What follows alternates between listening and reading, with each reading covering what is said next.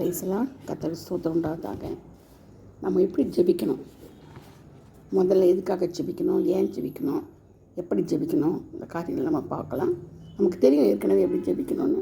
ஆனால் அந்த பிரகாரம் நம்ம ஜெபிக்கிறது இல்லை.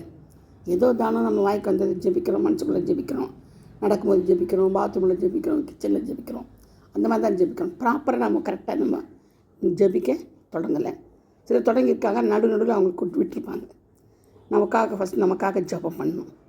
நம்முடைய பாவங்களை அறிக்கிட்டு காண்டத்தில் கத்திருக்கிறத நம்ம கேட்டு நமக்காக ஜெபம் பண்ணணும். அடுத்தது குடும்பத்திற்காக ஜெபம் பண்ணணும். குடும்பத்தில் எத்தனை பேர் இருக்கிறோம், அவங்களுக்காக ஜெபிப்பணும். ஒவ்வொருத்தருக்காக நம்ம ஸ்தோத்திரம் பண்ணி கர்த்தருடைய காரியங்களுக்கு அவங்கள பலிபடத்தில் வச்சு என்ன செய்யணும், சர்வாங்க தகனை வெளியாக வச்சு ஜெபிக்கணும். அவங்களுக்காக, குடும்பத்திற்காக. அடுத்தது குடும்ப பாதுகாப்பிற்காக ஜெபிக்கணும். ஏன்னா ஒரு நாளை போல் நம்ம வெளியே வரோம், நிறைய காரியங்கள் குடும்பங்களில் இருக்க நம்ம எல்லாம் செய்கிறோம் இல்லையா. பாவங்கள் செய்கிறோம், வீண் பேச்சு பேசுகிறோம், மற்றவங்களை மன உதவி பண்ணுறோம், என்னென்னோ பண்ணுறோம். ஆனால் அதுக்கெல்லாம் தான் செய்யணும், ஆண்டவர்கிட்ட மன்னிப்பு கேட்டு ஜெபிக்கணும். அறியாது செய்கிற பிள்ளைகளை மன்னிக்கணும் ஆண்டவர்கிட்ட. ஆண்டவர்கிட்ட குடும்பக்காக ஜெபிக்கணும், குடும்ப பாதுகாப்புக்காக ஜெபிக்கணும், நமக்காகவும் அதே மாதிரி ஜெபிக்கணும். அது மட்டும் இல்லை, அடுத்தது சமாதான குறைவு. குடும்பங்கள்லையும் சரி, சுற்றிலும் சூழ்நிலையும் சரி, எவ்வளோ சமாதான குறைவுகள் இருக்குது வீட்டுக்குள்ளவே. தாய்க்கு தகப்பனுக்கும் சகோதர சகோதரிகளுக்கும் பிள்ளைகளுக்கும் எவ்வளோ மனமடிவோட கஷ்டம், வெளியே சொல்ல முடியாத கஷ்டங்களாக இருக்குது. ஒப்புக்காக பார்த்துட்டு பேசிட்டு போகிறவங்களும் இருக்கிறாங்க. நம்மளை மேலே கடுப்பு பயங்கரமாக பொறாமையினாலும் எரிச்சலாம் இருக்கிறவங்களும் இருக்கிறாங்க. அப்போ அவங்களுக்காக என்ன செய்யணும், நம்ம ஜெபிக்கணும். குடும்பத்தில் சமாதானம் படுறதுக்காக ஜெபிக்கணும். அப்போ தான் ஜெபம் பண்ண தான் நமக்கு சமாதானமே கிடைக்கும். அது மட்டும் இல்லை, குடும்பத்தில்னா ஆரோக்கியத்துக்காக ஜெபிக்கணும். குடும்பம் ஆரோக்கியமாக இருக்கணும்னா நம்மளை ஆண்டவர்கிட்ட கேட்டு தான் பெற்றுக்கொள்ள முடியும். டாக்டர்கிட்டையோ மருந்தோ மாத்திரையோ ஒர்க் பண்ணணும், அது தப்பு கிடையாது. போகிறது தப்பு கிடையாது, வாங்குறது தப்பு கிடையாது. அதுலேயும் ஆசீர்வாதத்தை, அந்த மருந்து மாத்திரையை கூட ஆண்டவரை இயேசு ரத்தமாய் மாற்றி அனுப்பணும். ஆண்டவரை நம்ம ஜெபிக்கணும். ஜெபிக்கும் போது அந்த மருந்து மாத்திரை ஒர்க் ஆகும், இல்லைன்னா அது ஒர்க் ஆகாது, ஃபெயிலியர் ஆகும். ஏன்னா நம்முடைய ஜீவனுக்கு பரிகாரி அவர் தான் நமக்கு பரிகாரி, வேறு யாரும் கிடையாது. அப்போது நம்ம அவரையே பற்றி பிடித்து கொண்டிருக்கிறதுனால நமக்கு என்ன கிடைக்கும், அந்த காரியங்கள் நமக்கு சக்ஸஸ் ஆகணுன்னா நம்ம மருந்து மாதிரிலாம் சாப்பிட்டாலும் இயேசுவின் ரத்தம் தான் நம்மளுக்கு உயிர்ப்பிக்கிற கொள்ளுகிறவரும் அவர் தான். அதனால் நம்ம இயேசு ரத்தத்தை தான் பெற்றுக்கொள்ளணும். அதை வச்சு தான் நம்ம செய்யணும், நம்ம ஆரோக்கியத்துக்காக ஜெபிக்கணும். ஏன்னா நானே ஒரு பரிகாரியே சொல்கிறாரு. என்னோடய தழும்புகளால் குணமானீர்கள்னு சொல்கிறாரு. அவர் தமிழ்கள் என்ன செய்கிறோம், குணமாகிறோம். அப்போது இயேசுவின் ரத்தத்தினாலையும் அவர் தழும்புகளால் நம்ம குணமாகும்போது, அவர் நம்ம பரிகாரி நம்மளுக்கு இருக்கும்போது நமக்கு என்ன கவலை இருக்காது. ஆனாலும் ஒப்புக்காக என்ன செய்யணும், உலகத்தில் இருக்கிறதுனால நம்ம என்ன செய்யணும், மருந்து மாத்திரை டாக்டர் அவர் பார்க்கணும். அதனால் தப்பும் கிடையாது, பார்க்கறதுனால தப்பு இல்லை, பார்க்காததுனாலும் தப்பு கிடையாது. அது மட்டும் இல்லாமல் அடுத்தது சபைக்காக நம்ம ஜெபிக்கணும் இல்லையா. சபையில் ஒரு விசுவாசிகளுக்காக ஜெபிக்கணும். ஒரு விசுவாசிங்க ஒரு மாதிரி இருப்பாங்க, வித்தியாசமாக இருப்பாங்க பாருங்கள். அதனால் வித்தியாசமாக இருக்கிற சபை விசுவாசிகளுக்காக நம்ம ஜெபிக்கணும். விசுவாசிகள் நல்ல ஆரோக்கியம் மட்டும் இல்லை, நல்ல விசுவாசத்தில் ஆபிரகாம் விசுவாசம் போல், ஆண்டோடைய விசுவாசத்தை போல் சொன்னால் ஆக கட்டணம் இருக்கும். அந்த மாதிரி ஒரு விசுவாசம். எலி அப்படி இருந்தான், எலிசா அப்படி இருந்தார். அந்த மாதிரி அச்சியோ, அதே மாதிரி யோசிப்பு, அதே மாதிரி என்ன செய்வான். அந்த மாதிரி விசுவாசத்தில் வீரர்கள் செய்ய கிடைச்சவங்க அவங்க எல்லாம் இருக்கிறாங்க. அந்த விசுவாசத்தை பற்றி கொண்டே நம்ம என்ன செய்யணும், நடக்கணும். அது மாதிரி போகணும்.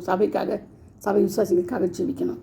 அதுக்கப்புறம் பட்டணங்களுக்காக ஜெபிக்கணும். பட்டணங்கள் நம்ம சுற்றி இருக்கிற நம்முடைய நகரங்கள், கிராமங்கள், பட்டணங்கள் இதற்காக ஜெபிக்கணும். அங்கே இருக்கிற வியாதிகளுக்காகவும், அவங்களுடைய பிரயாசங்களுக்காகவும், அவருடைய தேவைகளுக்காகவும், அவருடைய வாஞ்சிகளுக்காகவும், அவருடைய எண்ணங்களுக்காக நம்ம சிந்தனைகளை படுத்தணும். பரலோகராஜ்ய தகுதிப்படுறவங்க ரட்சிக்கப்படணும், அவங்க அபிஷேகம் பண்ணணும். எல்லாருமே இப்போ நம்ம ஜெபிச்சோம் இல்லையா, குடும்பத்தில் இருக்கிறவங்க, நம்ம குடும்ப பாதுகாப்புக்காக, சமாதானத்துக்காக, இவங்க எல்லாமே ரட்சிக்கப்படணும். ரட்சிக்கப்பட்டதே எல்லாம் கிடைக்கும். ஆண்டோடைய அபிஷேகம், ரட்சிப்பு, ஞானஸ்தானம், இதில் எட்டப்படுறதே எல்லாம் கிடைக்கும். குடும்பத்தில் ஆசீர்வாதம் கிடைக்கும். எல்லாத்துக்கும் காரணம் ஆண்டோடைய அன்பு தான். அடுத்தது சபைக்காக ஜெபிக்கணும். அடுத்தது பட்டணங்களுக்காக ஜெபிக்கணும்.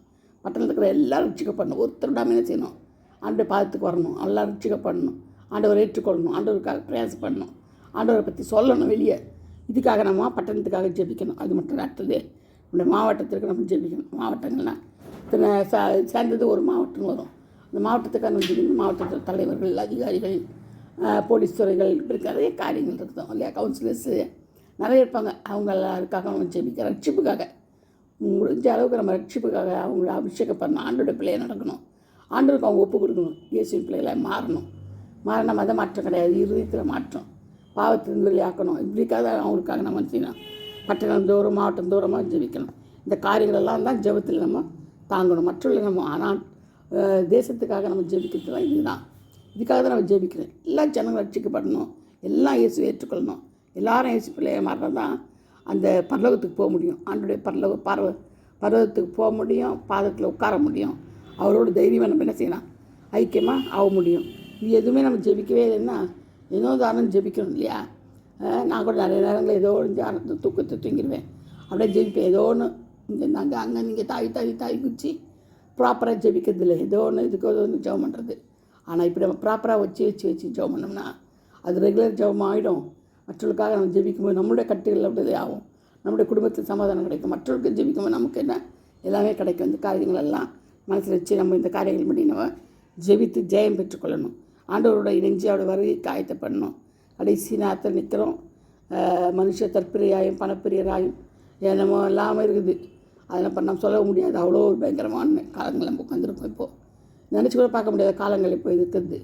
அதனால் வாயப்பொத்தி கைப்பொத்தி கொண்டுன்னு சொன்ன யோபு சொன்னது போல் அவன் 40 அதிகத்தில் சொன்னான். நம்ம இப்போத்திருந்தே சொல்லியிருக்கிறோம், 40 சொல்லியிருக்கிறோம்.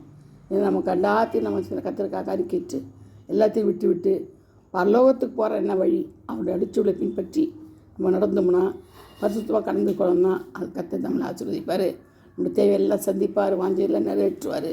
அவருடைய பாதத்தில் அமர்ந்து ஜெபிக்கணும், செப வரங்களை மேலே பெற்றுக்கொள்ளணும், தூக்கத்தை ஆவிலிருந்து வெளியாக்கணும். இது மாதிரிலாம் நிறைய காரியங்கள் இருக்குது.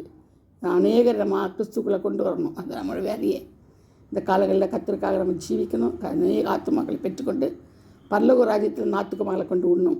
அப்போ தான் நம்ம கிட்டத்தில் என்ன செய்யும், முத்துக்கள் பதிக்கப்படும். இவ்வளோ காரியங்கள் இருக்கணும். அதுக்காக ஜெபித்துக் கொள்ளுங்க.